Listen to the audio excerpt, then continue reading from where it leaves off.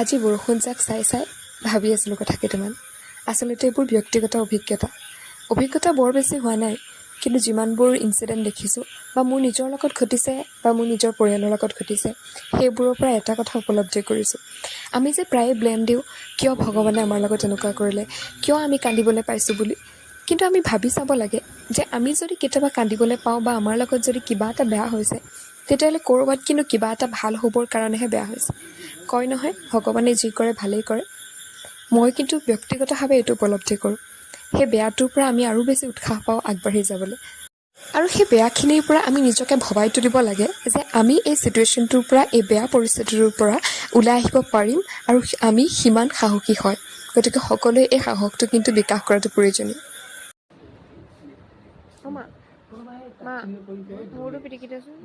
পিছে অভিজ্ঞতা বুলি কৈ আজি বহুত বেছি জ্ঞান দিলোঁ। আজিলৈ এৰিছোঁ দেই।